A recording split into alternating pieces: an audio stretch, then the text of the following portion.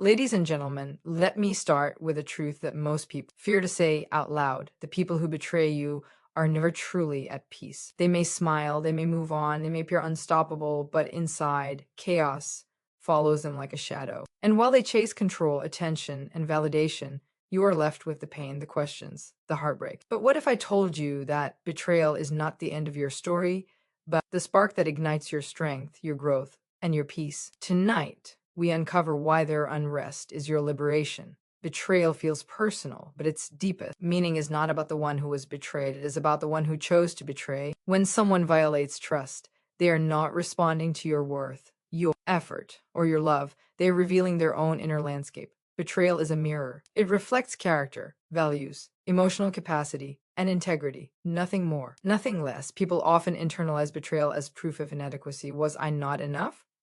Was I too much? Did I miss something? But betrayal does not come from lack. It comes from emptiness. A person who is whole does not need to deceive, manipulate, or abandon honesty to feel powerful. A person who respects themselves does not violate others to survive. When someone betrays you, they are not making a statement about your value. They are making a confession about their own. This is why betrayal stings so deeply. It forces us to confront the painful truth that someone we trusted was not who we believed them to be. The mirror cracks the illusion. We don't just lose a relationship, we lose an idea. And mourning that idea can feel heavier than losing the person themselves. But clarity, though painful, is also liberating. Because once the truth is visible, you are no longer trapped in confusion or self-blame.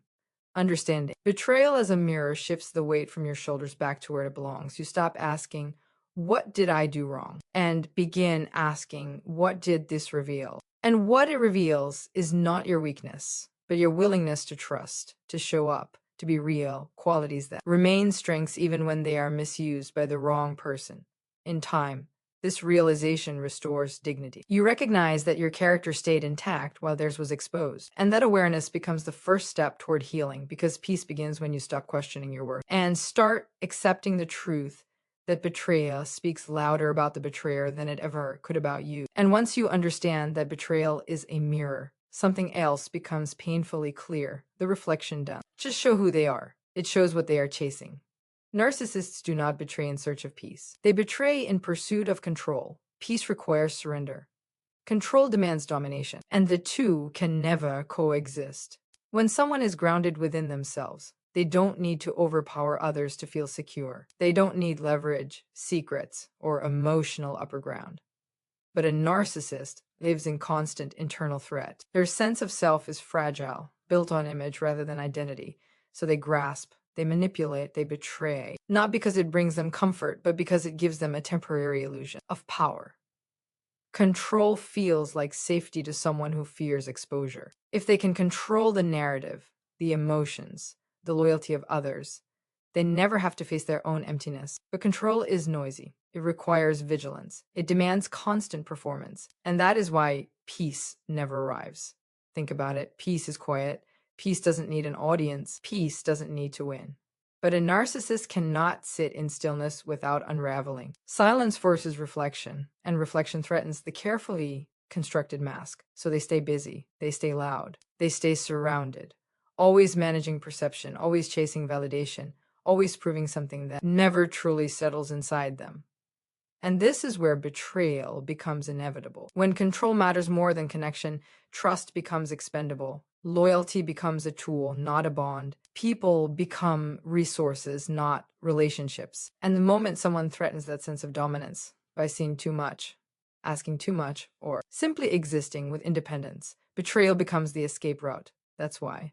Their choices feel so calculated, so cold. They are not choosing peace because peace would require honesty. Peace would require admitting fear, insecurity, and fault. Control feels easier, safer, but it comes at a price they pay in private, because control can command obedience, but it can never deliver rest. And while you walk away carrying wounds that heal with time, they remain trapped, ruling everything around them, yet never at peace within themselves. And because control can never replace peace, something uncomfortable begins to happen inside them. Something they don't know how to name, but can never fully escape. Guilt doesn't disappear just because empathy is underdeveloped. It doesn't vanish because someone refuses accountability. It simply changes shape. For a narcissist, guilt doesn't show up as remorse. It shows up as restlessness, as irritation, as an unexplainable tension that follows them from room to room. They may never say, I hurt someone, but their body remembers. Their mind remembers. The nervous system keeps the score, even when the heart refuses to feel. That's why they can't sit still with what they've done. They distract themselves with new attention, new admiration, new conquests, not because they are fulfilled, but because stillness would expose the echo of their choices. And that echo is loud when there is no one left to blame. Without empathy, guilt becomes fragmented. It leaks out sideways through defensiveness, projection, anger, and coldness. They accuse others of what they secretly fear about themselves. They rewrite history, not to heal, but to survive their own reflection. Because admitting the truth would mean confronting the damage, and confronting the damage would mean confronting themselves. And this is the quiet contradiction. Even those who lack empathy still feel consequences. Not moral consequences, internal ones. The mind can rationalize, but the body reacts. The soul, however fractured, registers dissonance.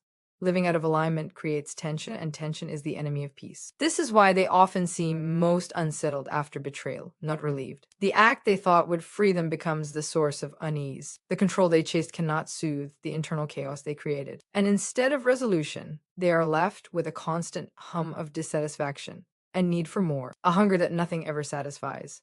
You, on the other hand, may feel pain, but pain moves. It transforms. It teaches. Their guilt, unprocessed and unnamed, becomes a cage they carry everywhere. And while they continue pretending nothing happened, their restlessness tells the truth they refuse to face, and that restlessness has a reason. It lingers because there's only one thing that can quiet it, and that is the very thing they avoid. Peace demands accountability, not public apologies, not performative regret. Real accountability is private.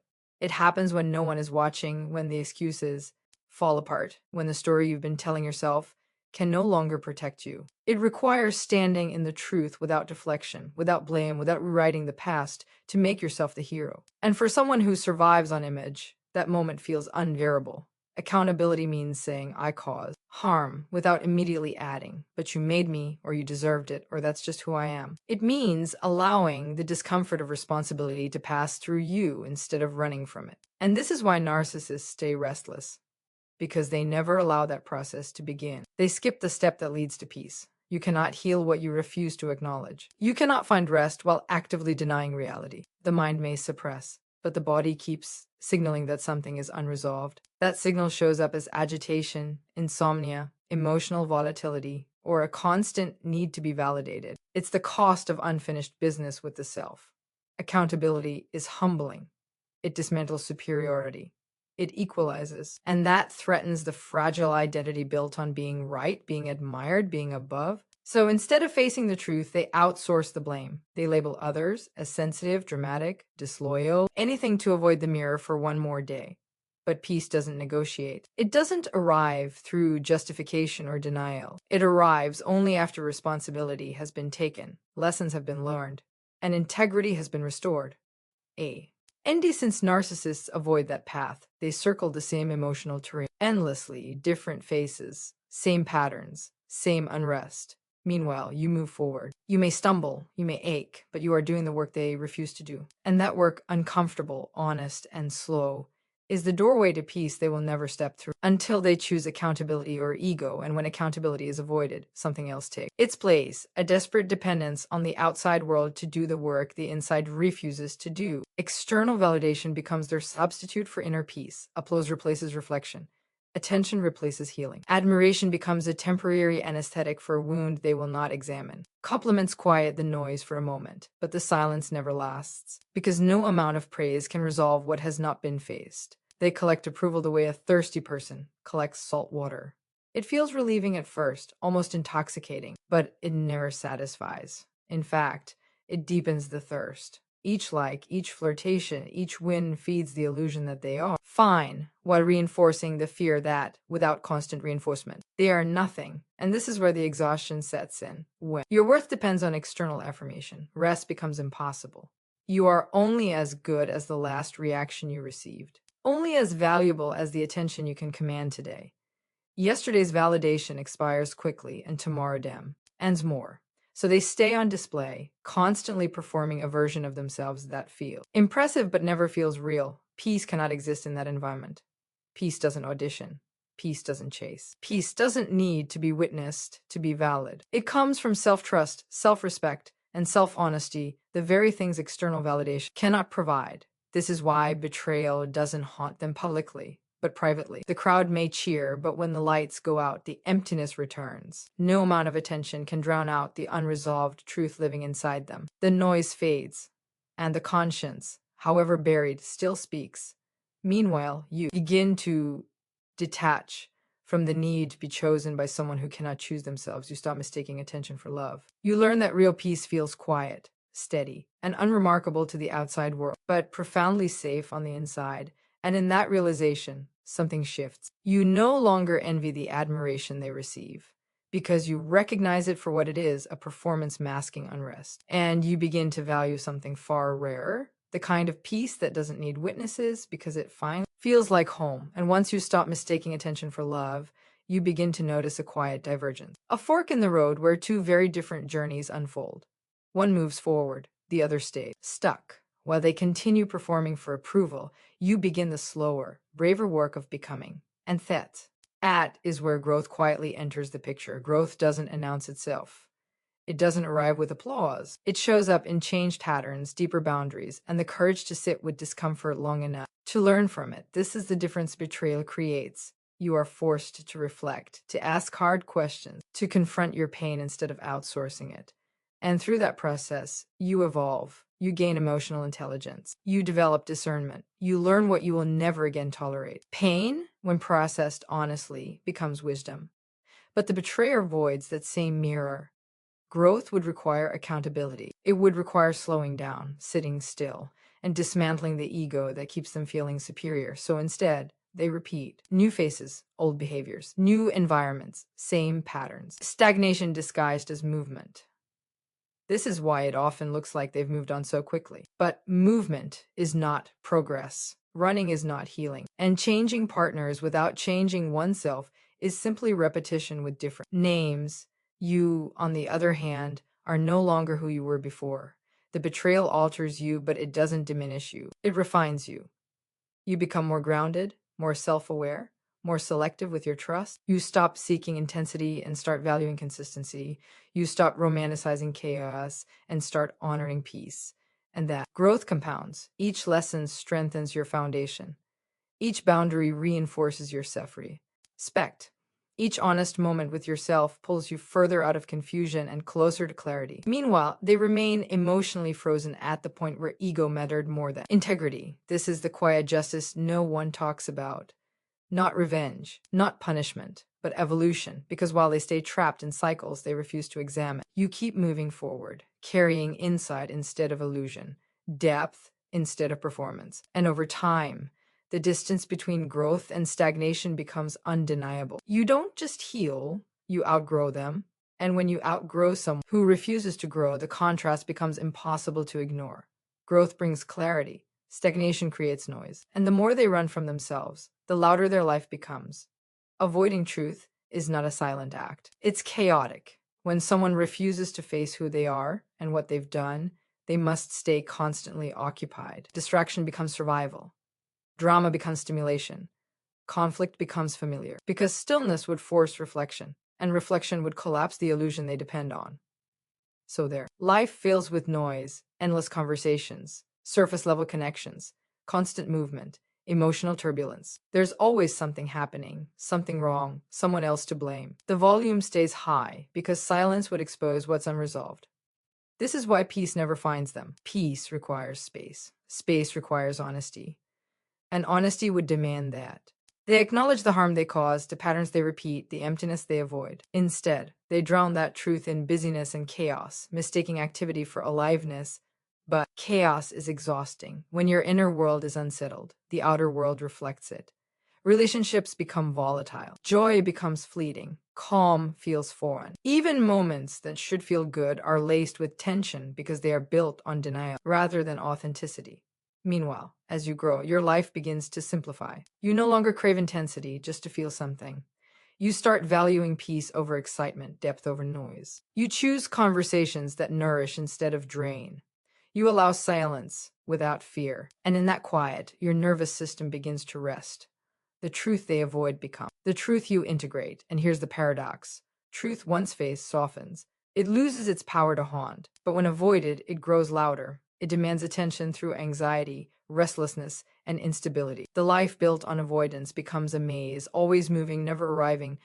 So what? They continue creating noise to escape themselves. You learn the beauty of stillness. You discover that a quiet life isn't empty, it's honest. And honesty creates the kind of peace that no amount of distraction could ever imitate. And it's in that stillness you learn something they never do. Silence is not empty. Silence is revealing. When the noise fades, when the distractions lose their grip, when there's no one left to perform for, silence speaks. And for someone who has built their life avoiding truth, that voice is unbearable. This is why silence becomes their greatest enemy.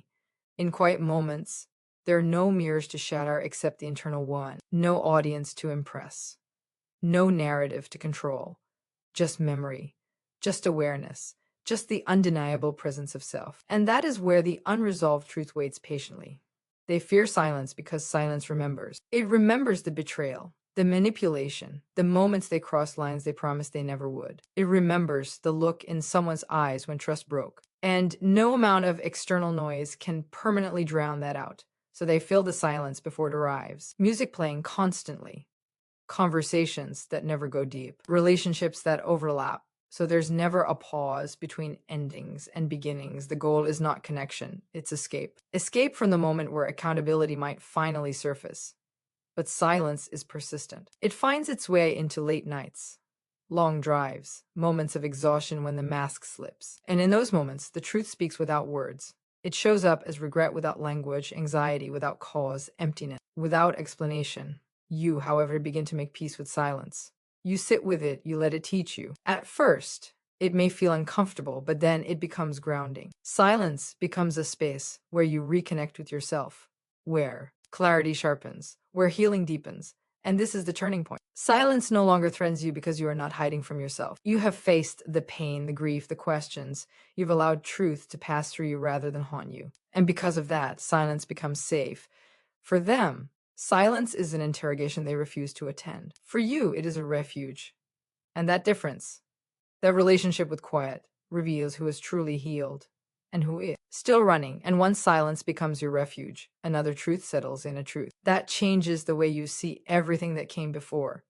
Your healing was never meant to be their punishment. It's easy to believe that growth somehow serves as justice, that your peace will make them regret, that your strength will make them feel the loss more deeply. But healing doesn't work that way. Healing is not a message sent outward. It's a home built inward.